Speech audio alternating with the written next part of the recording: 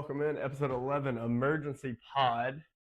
This is the Overcall Pod Golf Dads podcast, and we are live today with the head coach and assistant coach of Point University, one of them you see on a regular basis. That's Maddox Idle, our co-host, and our guest today, Mr. Trevor Poole. Trev is a alumnus of Point University, and he is also the assistant coach there under Maddox. And we have some news. The boys just went down to Kinderlou Forest down in South Georgia and took a dub. They pulled a Jameis Winston, and y'all ate a dub down there. What are the thoughts? We'll kick it to you, Maddox, first. Yeah, no, that was a ton of fun. We worked extremely hard over the break, I guess, and then the start of the semester. Once we started practicing about a month ago, I made a Facebook post. We had a bunch of like really cold days, wet days, not so fun days, but we kept our heads down and focused on the ultimate goal and just get better every single day. That's what I tell them. Some of the guys ask me all the time or every day at practice, like, what are we doing? Well, the ultimate goal is just to get better. So that's my answer every time is that. But yeah, man, it was a ton of fun. We played extremely well, especially the last day. The guys were just solid. They focused on what they needed to focus on, controlled the controllables, focused on their attitude, or kept their attitudes in check, and ultimately, yeah, we got it done. It was super cool. We needed that one. I was muted the whole time. My bad. Trev, that question was for you. The last round, y'all were 11 under as a team, I believe, which was by far the lowest of any team in the field, obviously. As long as I can remember working with Point, that was the lowest that I've seen the boys do in a round. So what do you think contributed to that round 3 performance, and what do you think can you take from that moving forward into the spring? Yeah, obviously, 11 under, especially Kinderlou. It's pretty ridiculous. The guys just played really good. We were talking the night before in the Airbnb, just stick to the plan. I thought everybody played well the first 2 rounds, which was on Monday. And we were just kind of like, let's just keep the strategy rolling. And then everyone was kind of like, well, I just kind of want to see, one more putt go in. I can, kind of get it rolling. So that was kind of the thing. We just stuck with the same strategy. We were like, let's be aggressive. Let's play to our spots. See if we can roll in a few putts, and next thing you know, we're 11 under. There you go. So break down, Maddox, who was with who walked with who each day, and who was on their own out there. Yeah, so Trevor was with Oliver Druitt the entire time, all 54 holes. And then the first almost full 36, I was with Duncan. And then the last day, or towards the end of the second round, into the first round, I went with Kyle for a few holes, just because he had expressed that he was not reading his putts really well, and that was his only big complaint, which he had. I think he had like 9 3-putts and a 4-putt in the first 2 rounds, and he was only 10 over. And then the second day, he had 0 3-putts, 0 4-putts, and shot 6 under. So I think a lot of that was just confidence for him, having the kind of extra bit of assurance over everything. But yeah, I was with him all day, the third round, and obviously he was kind of the anchor round at 6 under. And it was funny because me and Trevor were texting during the round. He was like, I think Ollie got off to not a great start. I think he was like 3 over through 5. And he was like, Trevor texted me, so should I go up to Duncan? And I was like, yeah, I'll come up there and give you a ride up to him as soon as we finish this hole. Well, I'm about to get in the cart right up to Trevor, and he texted me, said, never mind, he just made a 50-footer for birdie. We're back on track. So I was like, okay. So I stayed with Kyle again for another hole. And then he was like, well, now we just made another bogey. And I checked the scores real quick. And I was like, all right, maybe it's time to go to Duncan. Duncan's got him by like 1 or 2 or something. And then I was headed up there to him, and they were playing a par 3. They're playing 17, and he birdies again. So he's like, well, he just made another birdie. I think I'm just going to stick with him. And by the time he texted me that, I was like pulling up on him. And so I was like, yeah, just roll with him for the rest of the round. I'm going to go back to Kyle. Let's just keep it going and see what happens. But yeah, it was kind of the game plan for us is always to just try to maximize 2 guys and then let the other guys stick by themselves. And yeah, Dom and Jacob did a fantastic job. They didn't need much from us all week other than a couple of waters and a couple of Uncrustables. And they played to their game. And we finished or they finished second and fourth respectively. Dom second and Jacob fourth, and then Ollie seventh, and Kyle 66 got him in a tie for seventh with Ollie, and then Duncan was still in the top 25. I think he finished 23rd or 24th or something like that. So, overall, really just a great team effort. Yeah.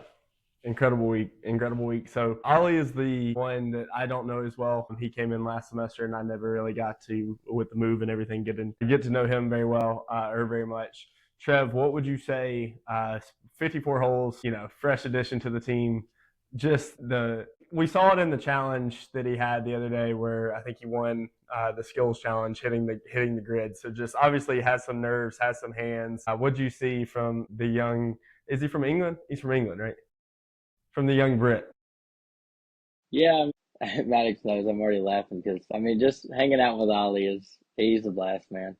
A little bit of an oddball sometimes, but sometimes he's the butt of the joke, but he takes it well. We have a good time, but I think I really enjoy going with Ollie because y'all know sometimes I can get kind of negative.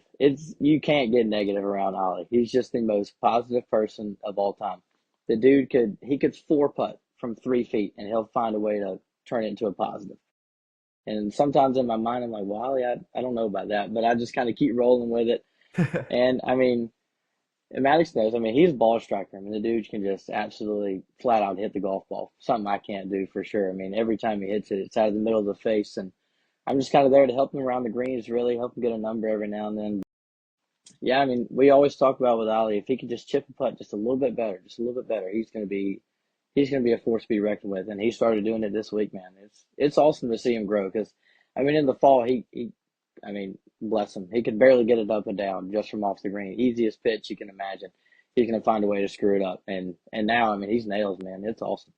Well, that is a testament to chipping and practicing in the wintertime. I tell people all the time, the best way to get better, you don't necessarily have to go play a ton of golf, but practice in the wintertime, practice on the bad lies, because suddenly when you are in a first event of the spring, you aren't quite as nervous over those chips. You aren't quite as hand-tied or handcuffed in those positions. So looking forward, the next tournament is Noonan Country Club, fresh off a dub down at Kinderlou Forest. So the boys get a home field advantage. They have played it plenty by now, but unfortunately, Noonan Country Club is one of those places where no matter how many times you play it, it can sneak up and bite you. So what plans do we have looking forward to the next, 2.5 weeks now? 3 weeks? Yeah, a little over 2. Yeah, I don't know. We're just going to practice. Top 5 staying the same, so we're not going to have to worry about qualifying, which is good in a sense because that takes away pressure midweek for the guys. They know what they need to work on. We'll probably try to sneak up there one extra time between now and then. We've got our practice round set up, of course, but get up there one extra time, and even if it's just a practice day, and just ride up there in the van with the 5 and say let's just go hit a bunch of putts and maybe go around that chipping green for a little while, or just play 9 holes, something like that, just to get them as familiar with it as possible. Ollie's the only, I guess Ollie and Kyle are the only 2 that don't know that place backwards and forwards. Duncan and Jacob obviously know that place extremely, extremely well.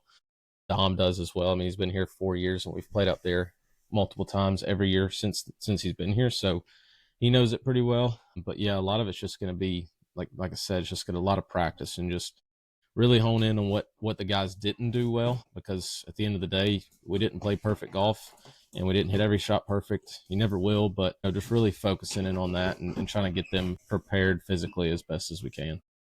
Absolutely. Trev, what's your favorite thing about Noonan Country? I don't know. That's tough. That place eats me alive, man. Y'all know it. I've complained about it in the past. Not the condition or anything, awesome golf course, but man, that place eats me up. It really does. Dude, I'm gonna be honest. I worked there for almost 3 years, and I still get eaten up by it almost every time I play it. So no harm. One of my favorite Trevor stories. I wanted to tell this while we had you on the pod. We had been talking. This was, I think, your senior year. It was your last playing year. It might have been your 5th year. I don't remember if you got one of those extra ones. It was your last tournament at Noonan, and we were talking about everybody. The whole team was talking about playing smarter and working on decade and working on situational awareness and everything. And there is a side of that of being extremely locked in to what you're doing and so locked into your process that you are standing 15 yards away from a fairly busy country club road, and there's a huge FedEx truck going by, and Trev just takes it all the way back to the top and rips a 3-wood from the top. To be fair, he striked it. But I was just like, oh my gosh. I mean, because the truck was loud. Like, it was coming all the way down the hill and then turned left and like kept coming. Like, it's not obviously gonna veer to a golfer or yield to a golfer. You were just locked in that day, bro. So, anyways, wanted to share it. That was a vivid memory I had from that event that you were there. No loud truck or FedEx truck could take you out of your process. So we have the win down in South Georgia. We're looking forward to the next event. As far as outside of that, Tiger accidentally hit a wedge last night on the Full Swing simulator for TGL instead of hitting a 5-iron. Did anybody catch this in the mayhem that y'all did yesterday? I saw it on Twitter or X or whatever. I saw it there and maybe on Instagram, but yeah. So it was the classic. I wasn't watching live. It was the classic. You know, you've got a long shot in, and you ask somebody how far it is, and when it's like the one's implied, you know, way more than a football field, so they just would call out like 99, and meaning like 199, and all he heard was 99 and so he just grabbed sand wedge and just ripped it and thought it was flush, like he thought it was perfect. He was so confused.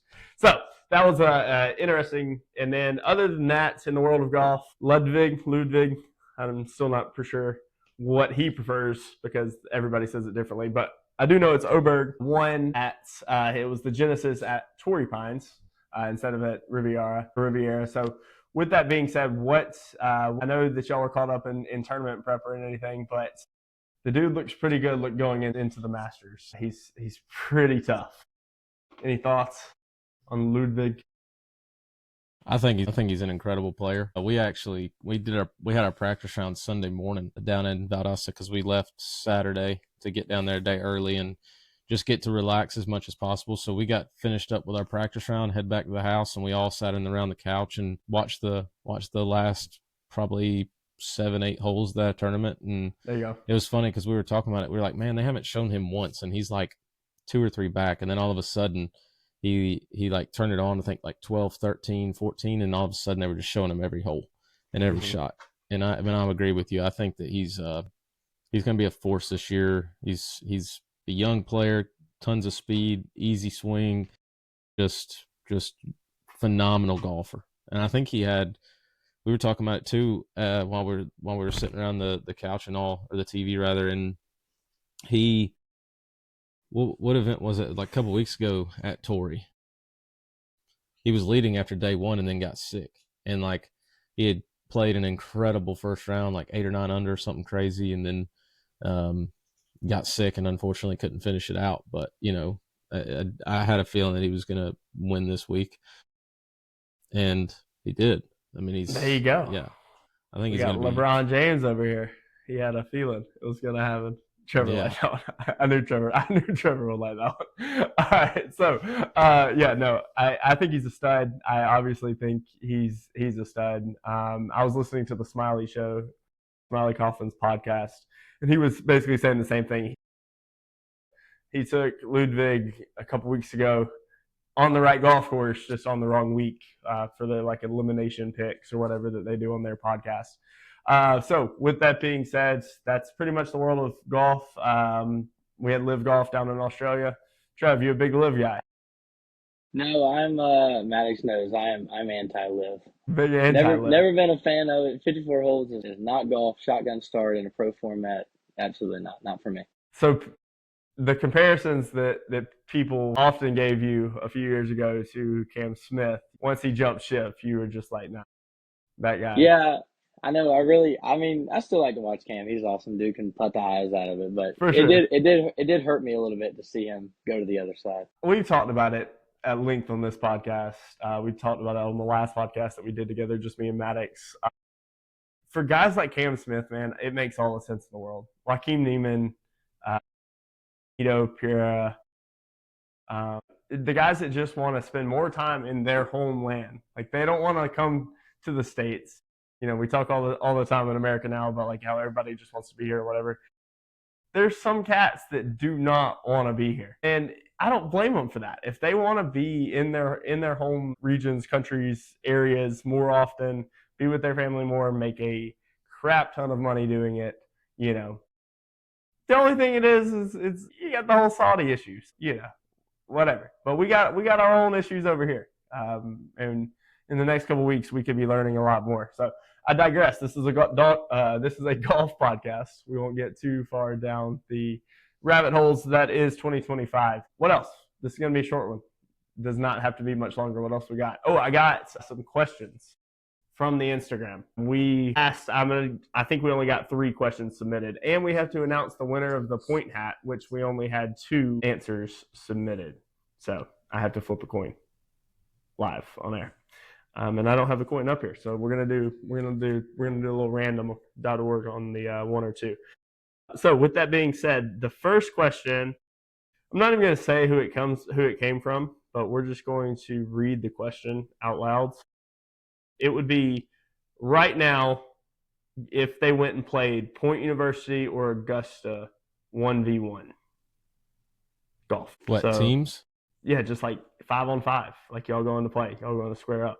Y'all versus Augusta, like you're hot coming off the win. I'll tell you after you answer. I'll tell you whose question that was. Gosh, I mean they're D1. Those guys play at a little different level than we do. And he's like, I don't want to not take my boys. Yeah, I mean maybe if you make the question in that final round, who wins? Maybe us, just because it's hard to beat 11 under, right? Like, yeah, I don't care where you're at. It's hard to beat that. But equal playing field right off the rip. I mean, I think it maybe would be a good match, but it'd be tough to beat a Division I program. Yeah, that was peanuts, Maddie. Yeah, so makes sense. All right, the second question comes from Georgia Tech assistant coach Ev, our friend over there. He asked what y'all said to the boys during the break between rounds 2 and round 3. What were y'all able to portray as a message to get them over the hump and kind of will them to victory there at the end? I'm paraphrasing these questions because I can't find them on my phone. Yeah, I mean, I'll go again. We just wait, Trev, come on, hold on, all right. Yeah, from assistant coach to assistant coach, Georgia Tech to Point. Okay. And Maddox, you can answer if he misses anything. I thought we were going back to Maddox, but I mean, we really didn't say too much to him. I mean, honestly, we kind of just stuck to the plan, and we just kind of told him like, hey, if we go out there and play solid golf and somebody runs us down, like it is what it is. All you can do is shake their hand at the end of the day and say congratulations. So I mean, we didn't really say too much, and we just wanted to go out there and play our game. And next thing you know, we'll just check the scoreboard at the end, and we did. And the good guys came out on top. There you go. All right, now Maddox, do you have anything to add to that? That was a great answer, Trevor. You should talk more when we have you back on the pod. Maddox, go ahead. No, he nailed it. I mean, that's it. We didn't have to say anything. All we said was like we usually, just for those that don't know, in between every round we have like a big meeting. We go through our Strakaline books or our putt view books, whatever we have, and we kind of map it out again, or maybe change the game plan again depending on how we played certain holes, whatever. We got back from dinner. I said, does anybody have anything that they want to change about like game plan? And everybody's like, no. I was like, I don't think we need to either. We're leading. We went wire to wire. I was like, let's just go out there and have fun and stay off live scoring. That was it. That's all I told him. Then I said, go to bed. Go to bed. All right, next question. Do you think they listened? Real quick, side question. I know that they didn't, but I know they stayed off of it. They didn't get on it as much as they did, as they would rather. All right, so we have, probably can guess who this came from, and I'm going to go ahead and announce. I forgot one of the responses to our giveaway was a scam, so we cannot give it to a scam person. So with that being said, and the reason I'm saying this, we had a lot of people comment and tag on the giveaway, but no one DM'd the answer. So that just means these people that were tagging didn't actually listen to the pod. So the winner of the giveaway wins the 2025 team exclusive point hat and a free virtual golf lesson from your boy is Blake Watson from East Tennessee. His question, and he says you have to do it, Maddox. This is for Maddox. You have to rank your assistant coaches, both former and current, worst to best, no ties. My internet is I don't know what to do about this. My internet's going out. Yeah. Yeah, I'm sure. I know. Let's go playing wise. um,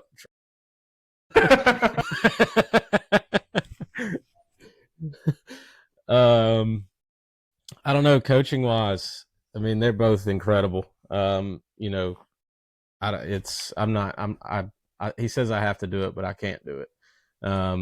It's not fair to either one to say one's better than the other because they both had their strengths. I think, you know, Trevor from a playing perspective is absolutely incredible.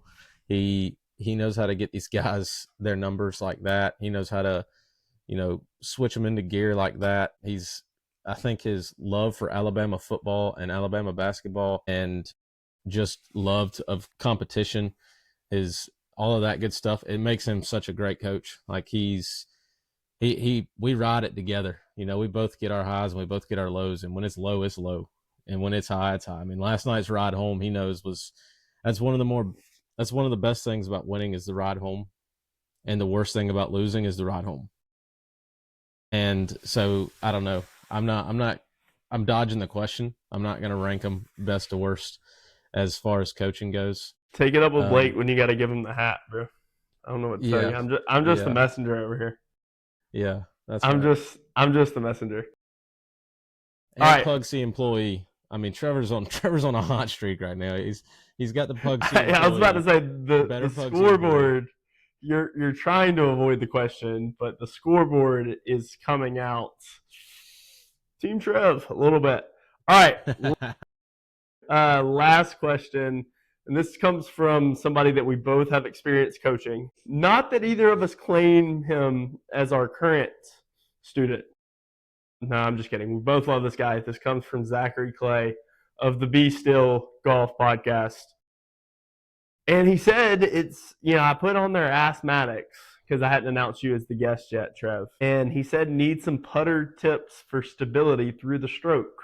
So I replied, if you're gonna asthmatics, you might as well just go ahead and order the broomstick for the stability of the putter. If we're talking about, you know. Yeah, Trevor's gonna shake his head. He doesn't like the broom.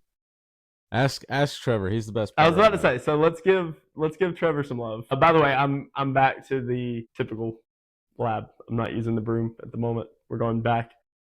Anyways, Trev. Yeah, good. Well, number one, they need to ban the broomstick. That is not a putter. You can call it whatever you want. Call it a shovel if you like, or a hockey stick. No, we need to get them out. I mean, I don't know. I mean, honestly, I think to me, putting is just. I mean, I just always like to feel like I was an athlete putting. I didn't really use like the line on the ball or anything. I mean, to me, putting is all about setup and feeling comfortable. I mean, I like to use a heavy putter personally. I like to use a mallet. Blades not really my kind of thing. So, I mean, for stability, I mean, I just think I would try something heavier. Personally. Okay. Yeah, something heavier. He currently has I know this for a fact. He has a Scotty Cameron mallet 2024 with a stability shaft red one in it. So we may be looking at something a little bit more skill oriented than equipment change. So I'm going to recommend one drill just because I already know he's in somewhat of I agree with you. He needs I would say to put a lab back in the bag. If you don't agree with the broomstick, you can at least agree with the technology. If we're going to talk about a putter switch, let's go ahead and call a spade a spade. There's one that stays more square. And no, they don't pay me yet, hopefully, one day, eventually. But I'm just saying, there's one that actually does something that it's supposed to, and one that turns around in circles and circles. So my advice, ditch the Cameron, get a lab. Second piece of advice, find a wall, find a straight edge, learn how to keep your putter that far from it without hitting it, but also not waving in and out, making a cursive letter S with the putter. That'd be what I would say. Just like, pretty simple. Just start looking for stability, give yourself a straight edge, start taking it back and through on that straight edge. So that's all I got. We're gonna keep this short and sweet. Congratulations again, boys. This was it was a fun podcast to recap. I do want to shout out Dom because, I mean, the quietest individual second ever that we didn't hardly. I mean, we talked about it briefly, but the kid is a stud. No drama. Just keeps his head down. I text him. I'm like, "How's it going?" He's like, "Good." I'm like, "Great." He just puts his head down and grinds and gets it done. AJ with the fourth, battling 270s in there. And if we just clean up that middle round 75, and he said it was just, a couple little small things, but, He got incredible. tired. He wasn't used to playing 36 holes. He got tired. Well, you got to work on some condition in there, mentally and physically. But with that being said, that will change. Duncan, I guess he played some this fall, but in his first spring event, I believe, as a member of the five, played well, top 25. We talked about Kyle, obviously, round of the week we talked about. But more importantly, you two, it really is a dream pairing with the two of y'all. It's going to work out. Y'all are already doing it, and you're already off to a hot start this spring. So we're looking forward to seeing what comes at Noonan Country Club, and then moving forward as we look onward to the national championship, into conference and all that good stuff. Trev, any last words for the people? Man, thanks for having me on. It's always a blast hanging out with y'all. I mean, I get to see Maddox every day, so that's nothing new. But you can run a little tired of Maddox every now and then. But thanks for having me on. Enjoyed it. Yeah, I'm sure you love coming on your off day. My bad on that. My No, that's all right. apologies. Maddox, congratulations again. What number win is this as head coach for you? Tournament wins, do you know? Maybe like 8 or 9, 10, 11, 12. I don't know. All right. He don't care. Idea. We'll add him up at the end. Yeah. 45 years later. Retirement. We'll count him up then. That's right. Stack them, coach. I hear you. We're out. Overqualified Golf Dads Podcast, episode 11 with Trevor, Poole, Maddox, Lytle. See ya.